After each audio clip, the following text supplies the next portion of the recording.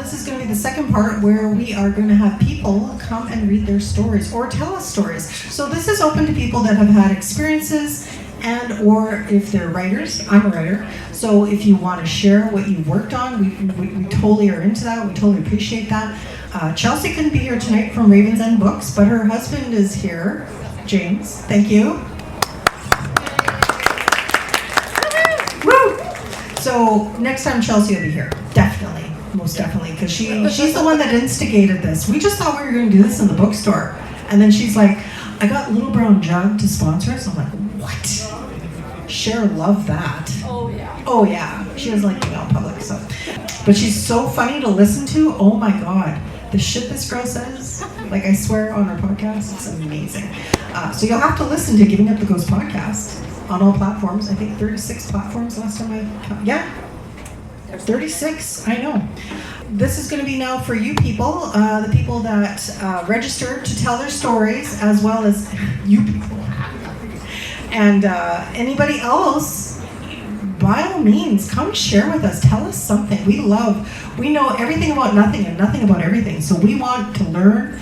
You know, from doing this podcast over the last 5 years, just interacting with people that have written to us and talking to them and interviewing them. I mean, we've had some hiatuses because of COVID and all that kind of stuff, but it's amazing the wealth of knowledge that you learn from other people and their experiences, and that's kind of like what we're here for, right? We're here to share the information with you and each other, and that's what it is, sharing the ghost love.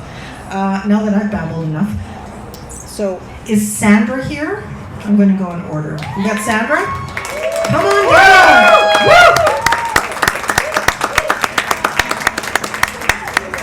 So she has written a ghost story or paranormal story, and she is going to read and share with us. Come on down. Woo! Woo! Sure. This is a scary little stage. I know, right? I know. That's what Cher's saying. Oh, do that. How does this sound? Okay? What are you doing? Just make sure to turn on. Okay. Are you okay with being recorded? Are you okay? Oh yeah, we should ask that. Yeah. We have the Queer Crypt lady, Megan, person, and she's recording. So if you don't want her to record, please let us know. We're cool. Okay, can everyone hear me? Okay, excellent. Okay, hi. Okay, so mine's just a story. It's not it's a ghost story, like a ghosty story. I do have a real ghost story that I'm going to come back next month and share. Sweet. Yeah. Excellent. A repeat customer. We Yeah, love that. totally. Okay, but I'm going to read this because this is what I was going to do. So, okay. Darkness encloses her like a heavy cloak. She's sure she can see her breath, but the dark room provides no confirmation. She begins tracing her hands along the wall, slowly moving around the room, feeling for a door, a latch, anything that will free her from the crypt-like space. She woke up, teeth chattering, muscles tight and atrophied from the damp cement floor, and realized that she wasn't at home. She racks her brain for a memory, an explanation, but nothing comes. A tiny sliver of light shines through a cracked piece of the wall, and she beelines for it immediately. She grasps at the minor cracks, putting her face up to feel the warmth they provide. She peers through it, but the light glares in, blinding her to anything outside. She circles the small room frantically, pounding on the walls. Something stops her from screaming, but she's not sure what. More light begins to pierce through the small cracks in the wood, and she can see now she's in a shed or something of some sort. She can almost see her hand, bringing it close to her face and reveling in the success of making out each finger. A crack outside, like heavy footsteps on gravel. She freezes and holds her breath to avoid moving a muscle. A memory. She and her mom are at a family cottage. She must have been 13 or 14, just getting to the age when you lose sight of the natural world. She rarely collected rocks on the beach like she used to, or exclaimed in delight when a deer ran across the yard. But on this day, they were watching the robins together. There was a crabapple tree in their yard, and every fall the robins would return to congregate to get ready to migrate south together. The tree was overripe, and apples rotted on the stems before falling to the ground, fermenting in the grass. About a dozen of them were gorging on the sour fruit, pecking and pasting, when we heard a distinct but unusual chirp from the tree. That was a different kind of call for a robin, her mom remarked. Her knowledge of birds was infamous in our family. When she looked back to the robins on the ground, our eyes widened at the scene before us. All the birds had become completely still. Not one feather moved. If they'd been pecking before the strange chirp, they were in the same position. If they'd been standing, they stood erect and motionless.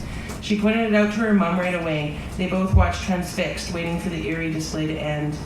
They both looked up and saw a hawk circling above them. The birds remained motionless, resembling pieces in a creepy diorama. As the hawk flew across the lake, the robins burst simultaneously into the tree. She remembered thinking how amazing it was. One little chirp was interpreted and understood by all.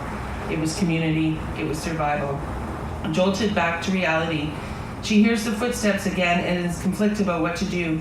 She assumes the person outside is responsible for putting her here, but what if it's someone looking for her? It must be daytime by now, and her mom must realize she's missing. She remains still now, just for now, just to be sure. A shadow blocks out the light from one side of the shed, and she imagines someone standing there, leaning on the shed and looking out into a farmyard, a junkyard, or an ocean. She has no idea, and panic sets in, making her heart race. The footsteps and shadow retreat. Thin bands of light stream back into the shed. When they get softer and distant, she allows herself to exhale. A dream. It is lucid and swirling, but not a nightmare because her dad is there. He's standing on a hay bale, arms outstretched to the sky. The long grass tickles her calves as she runs towards him, laughing and excited. He beckons her and reaches his hand to pull her up. As she gets closer, she realizes the hay bale seems large and looming. She reaches for her dad's hand, but every time they're close to touching, the bale gets taller, taking her dad up into the sky. She scrambles up the dry, coarse straw, but it comes out in clumps in her hands, and she falls to the ground, climbing over and over until she can't see the top of the hay bale, and she can no longer hear her dad calling her name. She wakes up disoriented again. The shed's getting much hotter, and her night clothes are dripping in sweat, and she's getting hungry. A memory. She is 6 years old. It's a cold night, and the wind howls outside, typical for January on the prairies. Her father is late coming home from work, and her mom is visibly panicked, pacing the room nervously and sneaking glances towards the driveway. She has memories of the police car pulling up to the house, and later her mother crumpling to the floor, overcome with shocking grief. The policeman talked in a whisper, but she still heard the words "car accident," "didn't make it," and then nothing. Clouds rolled like a dark storm in her head. The sound of the keys in the door alerts her. The light is wan now, the rays retreating to bits of bright dust particles in the air. She stands up quickly, positioning herself behind the door. It opens slowly, a band of light filling the dank room.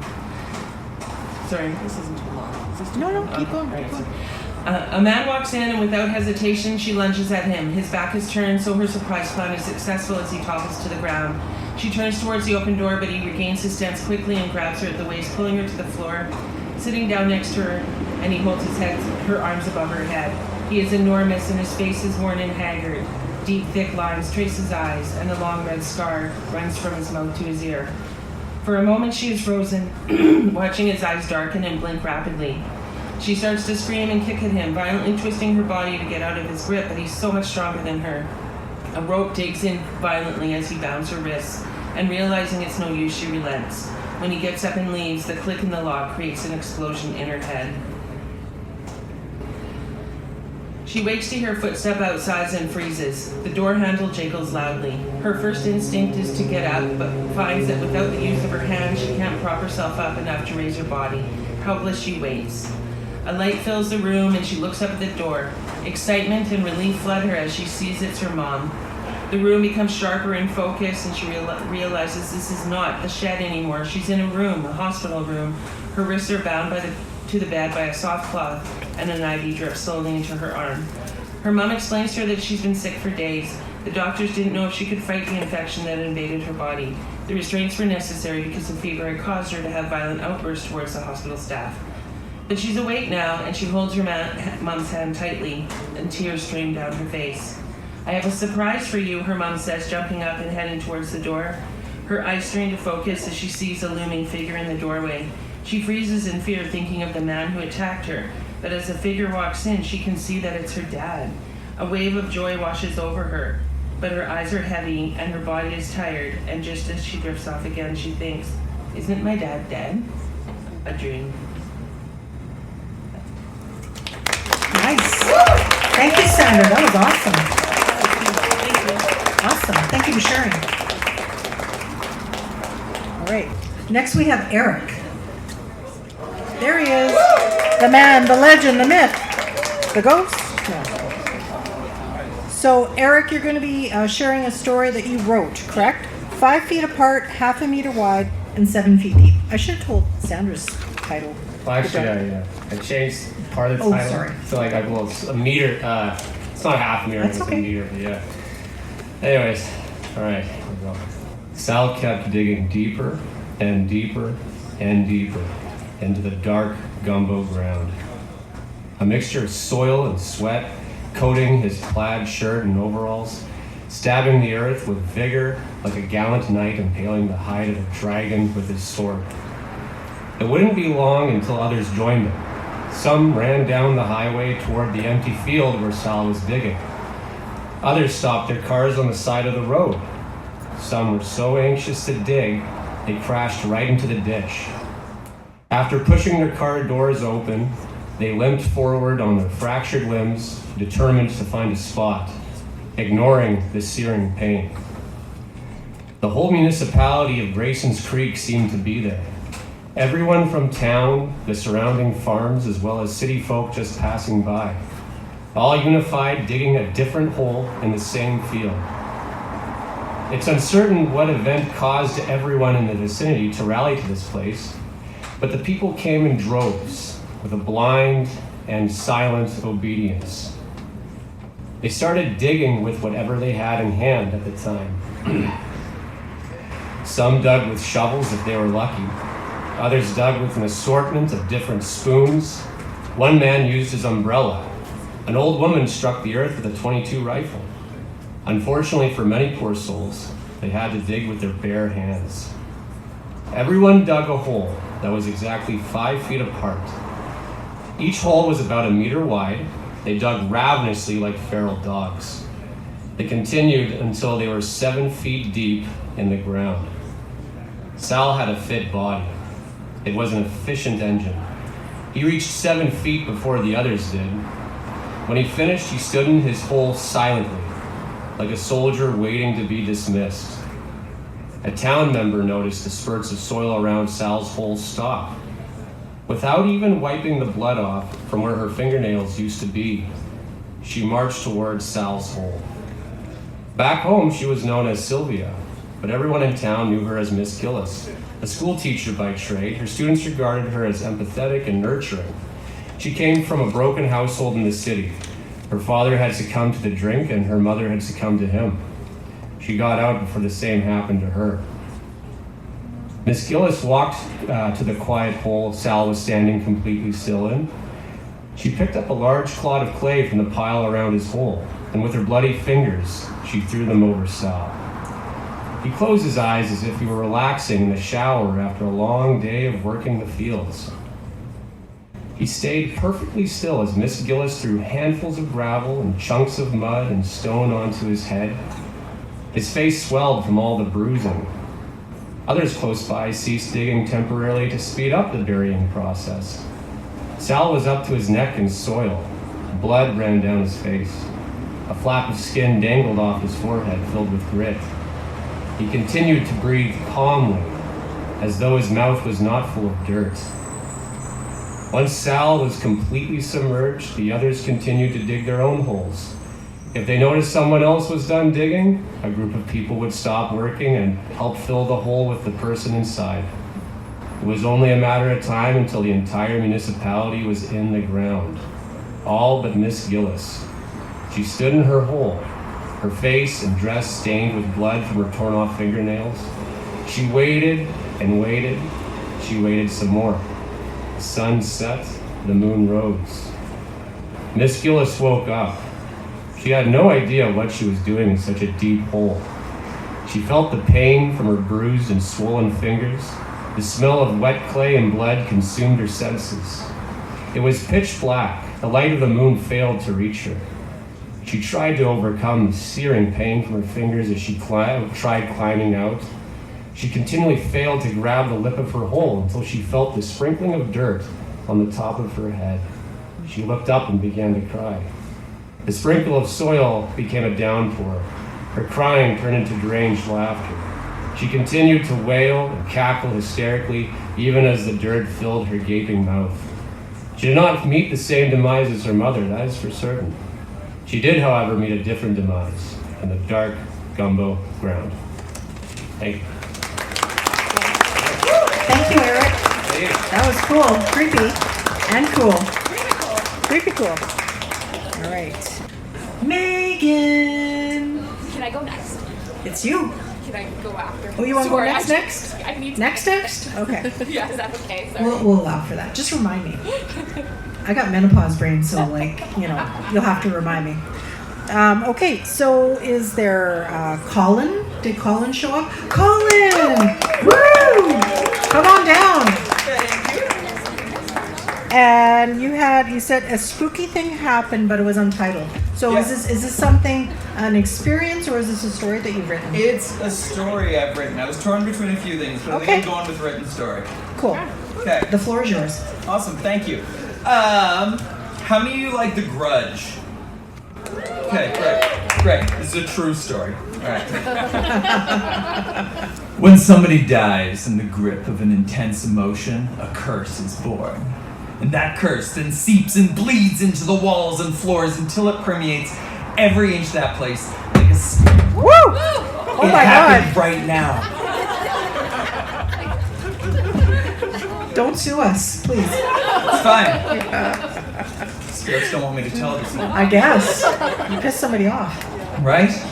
Anyway, this curse seeps into the blood oozing into the walls, into everything, until it has permeated every single inch of that place, every millimeter, like a stain that is impossible to remove. And everyone knows this. It's like house hunting 101. Always ask about any horrific crimes, mysterious happenings, lingering vengeful spirits, walls that bleed, whatever. Given the opportunity, any real estate agent that you talk to, do we have any real estate agents here? Cool. I don't see any, so I'm going to speak for them. That if you ask them, they all have like millions of stories about how they're literally drowning in tales of murder victims whose grief rippled through the ages, dooming future homeowners to horrible visions and ominous chanting and like incessant structural repairs and like an ever-plummeting property value. But interestingly, in most records of these events, people tend to fixate on somber emotions like revenge or grief or thirst for blood. And as such, one can be forgiven for assuming that these are the only emotions strong enough to coalesce into a curse. However, this would be a super pessimistic worldview. What matters is not the gloominess of the emotion, but the strength of it. So, go with me on this one. In the middle of the prairies, there's a lake. It stretches far off into the distance, and in the warmer months, you can see like boats of all sizes cresting over the horizon. And in the winter, that lake freezes over, and the strong prairie winds blow the snow into massive drifts, conjuring up endless waves, frozen in time. It's pretty, is what I'm getting at. There's a resort nearby, and if you take a path down from the resort, through the woods, and out to, there's this lighthouse out there. And you can go to the lighthouse, you can gaze out over the vast waves of snow, with the sunlight shining off the ground creates a scene so bright as to be blinding. It is, in a word, stunning. And as such, it has been used for centuries as the ideal spot for many a proposal, a promposal, general love confessions. It was universally understood to be the perfect place to wait for your partner to say something like, "Oh wow, the view is just stunning." And then you can say, "It sure is," but you're looking at them and like totally ignoring the snow. And if you wanted to tell your secret crush how ardently you admire and love them before requesting the honor of spending a lifetime together, trust me, you couldn't find a better place to do it. Until December 19th, 2013. That's the day when Parlaporia took his best friend and, he was convinced, his true love out to that lookout. Frederick, yes, Parla? I just wanted to... No, I can't. Go on, you can tell me. And as Parla gazed into his friend's eyes, he thought about everything he could possibly want for the future. He found himself tongue-tied. He found himself terrified. He found himself so cripplingly afraid and shy and awkward that he began to shake. A sudden rush of lightheadedness overtook him, and when Frederick smiled at him, he swooned. But unfortunately, he swooned right off the ledge of the lighthouse, plummeting down to the rocky shoreline and dying immediately upon impact. But in that moment, in that second, that fraction of a second, every bit of crippling shyness, of awkward nerves, of inarticulate, mumbly, enamored, hormonal, nonsensical shyness poured out into the landscape. The soil, the sun, and the snow soaked it up like a sponge. And thus, the curse was born. In the spring of 2014, following year, Margaret O'Donnell led her partner out to the lighthouse to formally ask them to marry her. The sun was shining beautifully. These two had always had a comfortable relationship. They had met online in a Legend of Zelda chat room in like 1998, and they had been inseparable ever since. Theirs was a comfortable love, punctuated with warm companionship, not wacky hijinks or anything that could reasonably be described as an escapade. They'd chosen the rings together. Margaret had no worries about rejection, no shyness about their future together, no fear that anything would change in the relationship. And yet, as she stood there, a cold dread seemed to reach out from the earth and grab hold of her. It crept up her spine, vertebra by vertebra, until it latched on at the base of her neck and whispering in her ear every embarrassing, heartbreaking possibility that had never occurred to her before. What if Baxter laughed at her? Or never wanted to see her again? Or was secretly planning to break up with her because last time Baxter went home for the holidays, they'd wound up in a fake relationship with like an extremely hunky rancher. But then the ruse turned into something real, and now Baxter and the rancher were going to go off and raise like sheep together. What if? What if? And so she choked. Metaphorically and literally. The doctors were honestly shocked. Apparently Margaret had panicked, and rather than just stealthily put like the ring away in her pocket, she had attempted to swallow the thing to keep it a secret. Medical bills were outrageous. Fast forward 2 years. Kelly Lawrence, Sugar Nix, Mickey Hushway head to the lighthouse to take their 5-year anniversary photos. An hour later, all three of them were crying on the phone to their respective best friends after overhearing the others talking on their phones and leaping to wild conclusions about what was being said. Their 5th anniversary ended up being their last. 2017. Julia and Mark Winters, happily married for 37 stunning years, suddenly overcome by nerves and are rendered unable to look each other in the eye ever again. Anytime they try to speak, they get all tongue-tied and spend the rest of their lives communicating through an endless stream of Post-its. 2022. Greg and David. New lighthouse keepers, last names unknown. They've never even met before. Promptly possessed by a desire to pour out their feelings into hundreds of over-the-top love letters, get so caught up in finding new ways to say, I find you pretty, that they forget the whole looking after the lighthouse thing. They end up turning the light down to like set the mood right, directly leading to the subsequent loss of the St. Denis Ferry and the Riptide, along with several smaller unnamed rowboats. So please, my dear child, do not go up there. I know you have feelings for that Miller girl, but I really don't want to get a phone call full of tears in the middle of the night where you explain how you knelt down to propose, but then tripped down the stairs and accidentally made it look like you were kissing her best friend who was filming the whole thing, who was secretly in love with your best friend, who's pretending that they're dating their landlord, but the landlord's husband overheard and believes the whole thing is real. And I have work in the morning. Honestly, that sounds exhausting. Awesome. Thank you, Eric. My mind is on overload, but that was amazing. Megan. Time's up.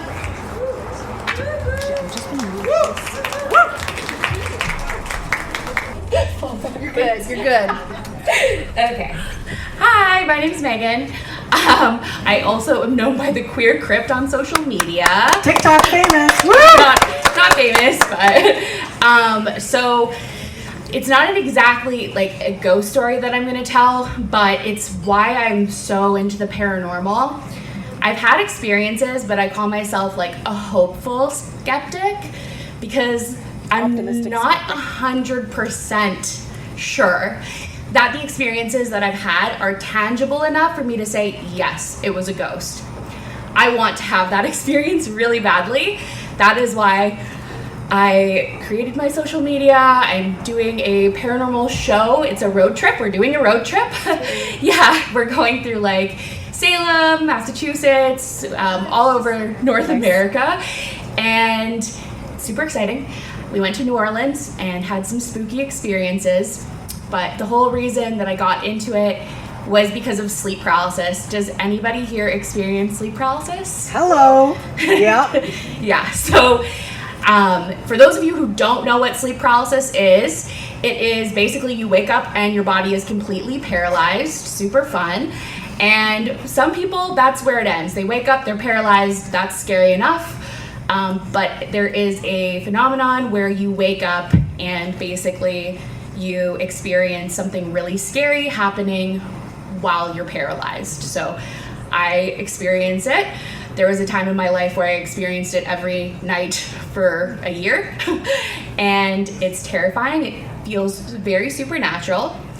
The medical explanation, don't know if anyone wants to know, but is basically when you are entering your REM sleep cycle, there's a chemical released into your brain that keeps you from acting out your dreams. So if you're like, kung fu fighting in your dream, you're not gonna do that while you're sleeping.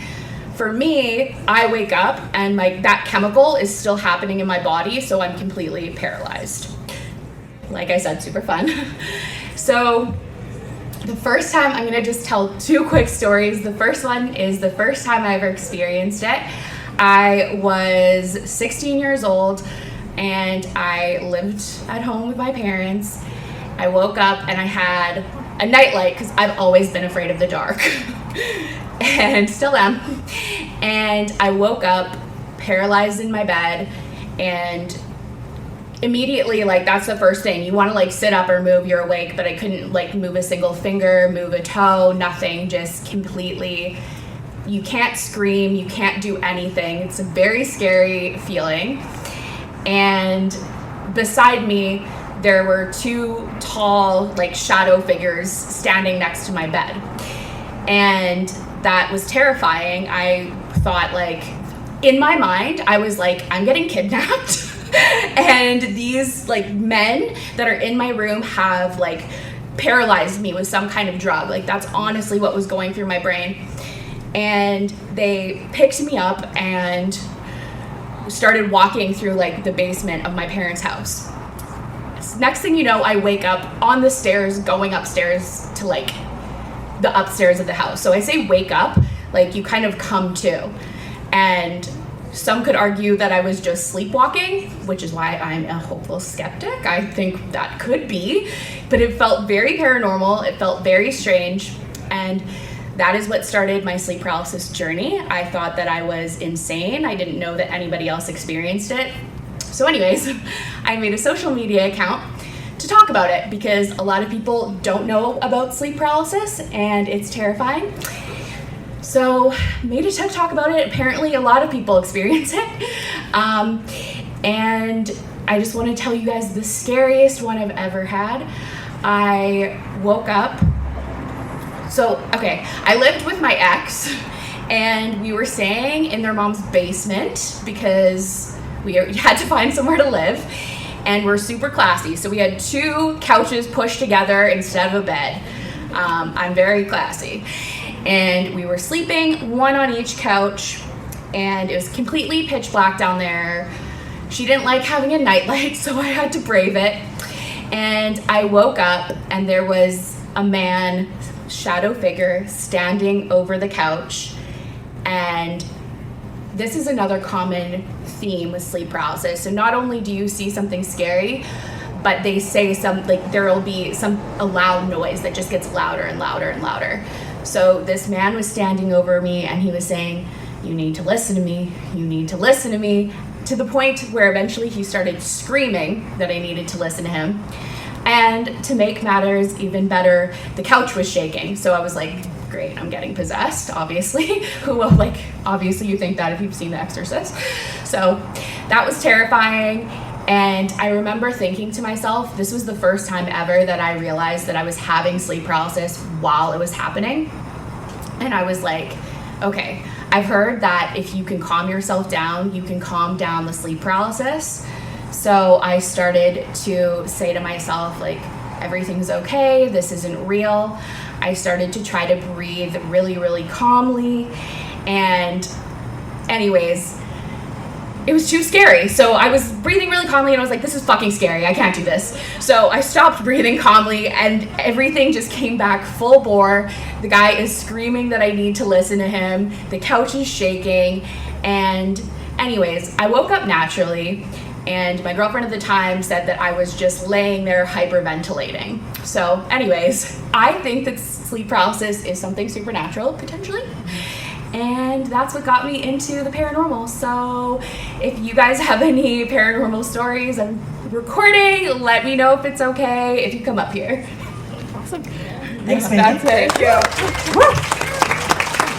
Shara and myself, we call ourselves optimistic skeptics. That's what we call ourselves. And as well, we did do an episode on sleep paralysis, but statistically speaking, like we found like these statistics that are just like frightening for sleep paralysis. So you're not alone, unfortunately.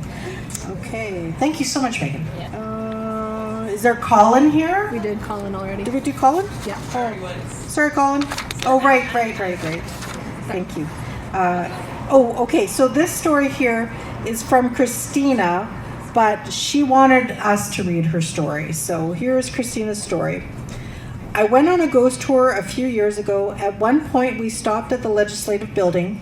We were discussing two spirits of children that were thought to be there. The group leader was asking if anybody had any ties to kids, like if they work with kids, etc. I didn't speak up as I was starting to feel unwell. I was getting overheated, dizzy, heart was racing. I thought I was going to pass out. I needed help to step outside while the rest of the group finished the tour inside the building. Once I stepped outside, I sat down on the steps and instantly felt better. There was apparently two young boys who inhabit the legislative building. At the time, my two boys were 5 and 6, and I work with children as well. I personally feel the spirits of the children were making themselves known to me, as there is no other explanation why at that moment I felt so sick.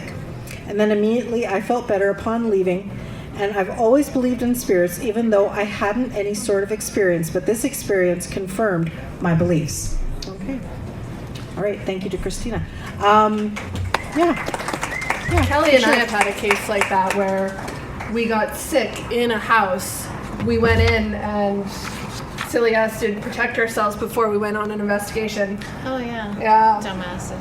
And both of us ended up having to leave the house. We were both feeling really sick and uncomfortable, and same thing, as soon as we got outside and we were able to take our breath, we felt better. Yeah. So that's actually really common.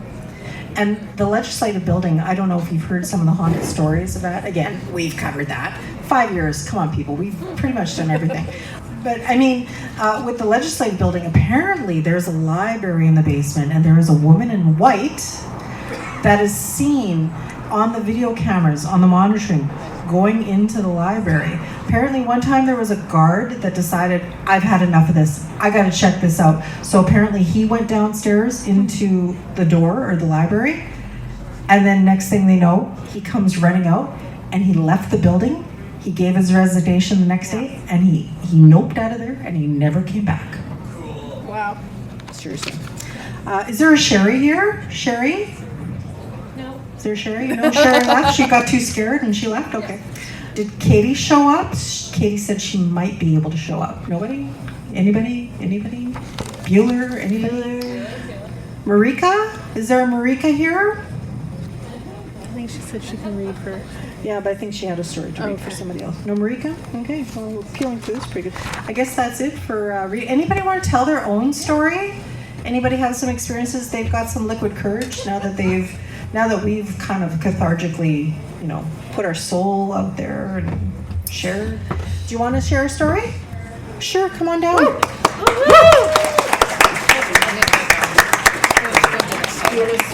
Hi, I'm Jen. Hi, Jen. Hi, Jen. This is actually a true story and what has gotten me into the paranormal, obsessively. So it was probably about 25 years ago, and I had a friend who was living in kind of old St. James, and I always told her house was haunted, and she told me I was full of shit. But it was an older house. There was kind of this narrow stairway going up to the second floor bedroom, and I would not go up there. I just got this really creepy feeling. So she asked me to house sit and dog sit for her while they went away. Right. But I refused to sleep in the bedroom upstairs, so I slept on the main floor. And every day, like, I just felt that there was something in the house. So I would come home from work, take the dog out, and I would say, "Hey, John," to who I felt was the spirit in the house. Oh, okay. Just because it made me feel more comfortable. So I'm sitting on the sofa, and the little dog every night would bark at the same corner of the living room, every single night. So one night I looked over, and there was a man standing there with his hands in his pockets, just kind of like this, in a plaid shirt and glasses, not threatening at all, just looking at me. And I looked at the dog, and when I looked back, he was gone. Oh, jeez. So we did some research.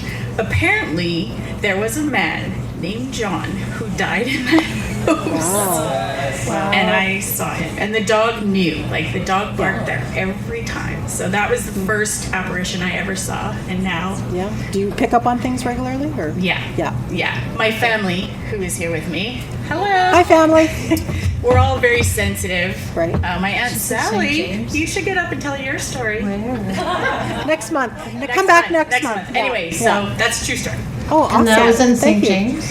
That was in St. James. It was on just off I was in Ness St. James. on Amherst. Yeah. Where? Yeah. Is it? Yeah, it was pretty cool. Nice. Well, thank you so much. Thank you. Not that I'm playing into vanity. Has anybody listened to our podcast, Giving Up the Ghost podcast? Anybody, maybe? Okay. So what we've done in the past, not lately, because there's no money in podcasting, honestly. So this is like a hobby, like really weird, glorified kind of hobby.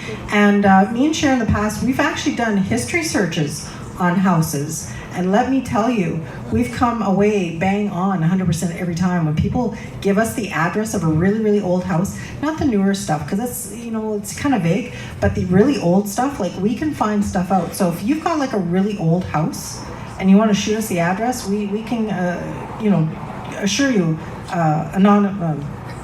discretion, that's the word. Yeah, like we do stuff like that. It's amazing what we find, and it gives a lot of people a reassurance, like Jen with John, knowing who's in the house and who they've seen, and mostly spirits. It's usually what, like residential or residual, right? So I mean, it's harmless for the most part. So yeah, like it's so interesting, especially when you hear these people firsthand with their stories and sharing with us, because it's a personal thing. And I mean, there's no judgment here. We totally get that. So thank you so much. Yeah. So we're about to wrap up the evening. Did everybody put a ballot in? Does anybody still want to put a ballot in? Because I think I'll just go ahead and draw. Anybody here? Anybody? Yeah? No? Yeah? No? Maybe so? For a t-shirt. I'll draw for a t-shirt. Okay? Come on, quickly. Cher, come up and we'll sign off. Well, they do that, okay? I know. Next time we won't have a stage and Cher will be up here with us. Not that I'm outing you or anything. Maybe. Come get your name in. We'll do a draw. We'll get that over with. Quick and simple. And we have tons of t-shirts here, so hopefully we have one that you want and that fits. So anyway, thank you so much to Ashley and Kelly from the Winnipeg Paranormal Group. Thank you so much. Thank you to the staff at Little Brown Jug. This was an amazing experience. I hope you guys had a good time. This is our first time. We usually talk amongst ourselves in our own drunken rage over podcasting, back and forth. I mean, swearing like sailors and shit like that, right? That's usually our shtick. So anyway, thank you so much for coming out. I hope you'll come back. I think next time the topic is going to be, again, open forum. Tell your friends. Open forum. Tell your ghost stories. Send your ghost stories. I think if I can squeak out 4 weeks, I can do this. I think we're going to look for the history of Little Brown Jug. Maybe there's ghosts here, right? Like, this place is old AF, so you never know. While these girls fill out the ballot, we'll make a quick draw. We're just going to sign off like we normally do. Cher, come here. Okay, yes. Okay. Yes, no, So I always forget. if anybody wants to get a hold of us, where do they find us? Givinguptheghostpodcast@gmail.com. Excellent. Thank you very much. And again, follow us anywhere you can find podcasts, Spreaker, iHeart, Apple, like we're like everywhere. We're spread across the world like icing, as Cher says. And I'm speaking in the third person on behalf of her. I'm not going to bounce you on the nose again. Anyway, so, and remember to live every day like it is your last. Wait, you guys go there. Yeah, you guys. But Never give up the ghost. never give up the ghost. Thank you so much, guys. Thank you. Anyway, that's it for us. I hope you enjoyed it. Come back next month. Tell your friends. Share the ghost love. Thank you. Appreciate that. Drink more booze. Drink more booze. We'll be around still if you guys want to come over and if chat you got some or questions and you or- want to talk, that's fine. We'll be here boxing up and stuff too. So, thank you.